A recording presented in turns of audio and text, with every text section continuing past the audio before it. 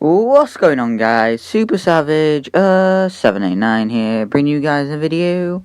And today we're doing What If Jiraiya Found Nagato, episode 1. Now, this was actually made by someone in the Discord called Mark89, and he will be doing this episode and the one after this. If you like it, I'm going to put the link into the description for his fanfiction.net page, so you should check him out. You should give him a follow. And with that being said, let's get into today's video. In this timeline, instead of two random Konoha ninjas, Jiraiya himself broke into the abandoned home Nagato and his parents were hiding in. And when he is attacked by them like in canon, Jiraiya, being far more powerful and observant than any ordinary jonin, recognizes the Uzumaki crest and the fact that they are not using any sort of chakra when attacking him. Instead of outright killing them, like what happens in the original scenario, Jiraiya knocks them out and puts them under a mild genjutsu. Jiraiya would start interrogating them about what they were doing here in the first place. Nagato's father would be hesitant, but after witnessing that this shinobi means no harm, starts explaining their circumstances, especially about how Hanzo ruined the hidden rain village thanks to his military policies. Jiraiya would then notice Nagato's Rinnegan, and in addition to all that, they would probably be one of the last Uzumaki clans left on Earth. Taking everything into consideration, the Third Sage offers them shelter in Konoha, which they'd readily accept. And they meet up with the Hokage, who makes living arrangements for them, since he is a nice man. Most likely setting up a shop, or giving them a job in administration. Nagato would enter the Shinobi Academy, and has a rough time due to his timid nature. It's highly likely that he is bullied by many thanks to his red hair or weird purple eyes. This is where Minato comes into the picture. Minato would stand up for Nagato the same way he did for Kushina, and both of them become quick friends. Nagato would also get to meet up with another fellow Uzumaki, being Kushina, who would go on to become Minato's girlfriend and later wife. Nagato, being a prodigy similar to Minato, would most likely graduate at the top of his class, his scores being slightly lower than Minato's. Here is where Orochimaru would come into the picture. Orochimaru would make case for making Nagato a student due to his interest in Nagato's eyes. However, Hiruzen, who had already started having doubts about Orochimaru's descent into darkness and his dealing with Root, most likely refuses, allowing Jiraiya to oversee the growth of a once-in-a-lifetime genius and Rinnegan bearer. So we get Team Jiraiya, consisting of Minato, Nagato, and Kushina. Making full use of his Rinnegan, Nagato would go on to master a plethora of ninjutsu, and constantly keep Minato on his toes, forcing him to train harder than he originally did, which results in Kushina getting stronger as well, as she would absolutely despise being left behind by her teammates. Surrounded by sealing masters, Nagato becomes quite proficient at sealing as well, eventually learning how to summon his chakra chains.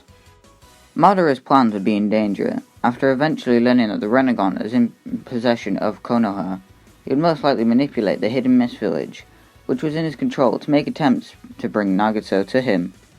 All the kidnapping attempts would fail because Nagato, apart from being immensely powerful, would be under the protection of Jiraiya, the legendary Toad Sage.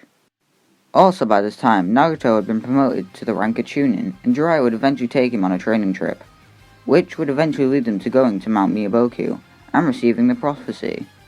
Nagato, now more determined than ever to carry out Jiraiya's dream of achieving peace among shinobi nations, would begin his sage mode training.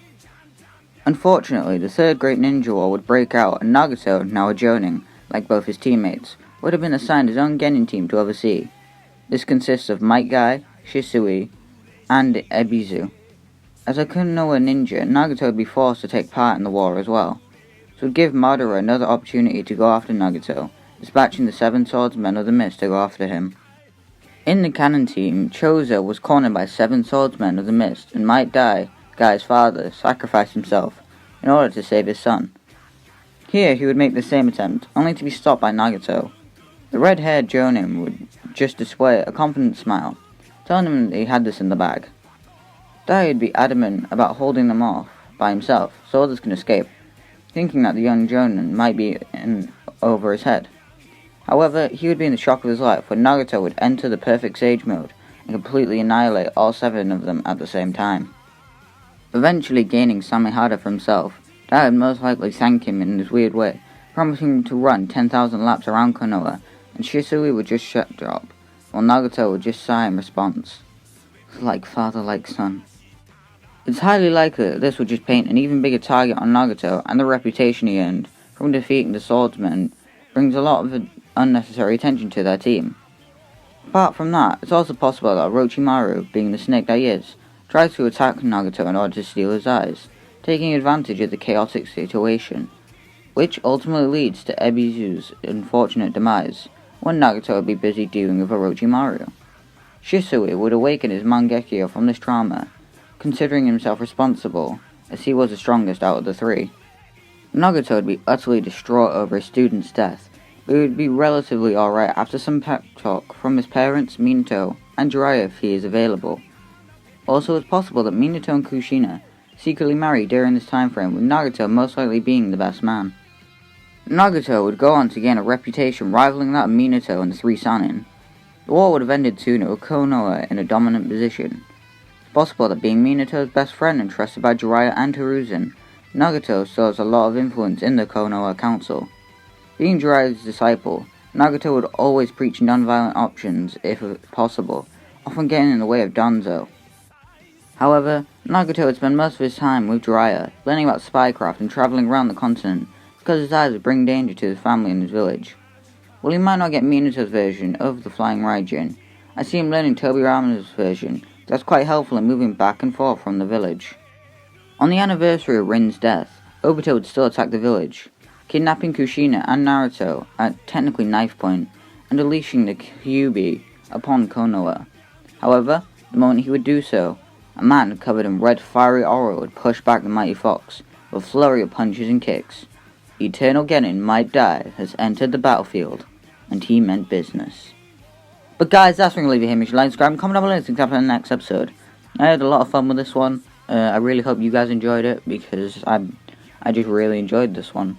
And the next episode is also wrote by Mark, but after that it'll be mine. But yeah, bye!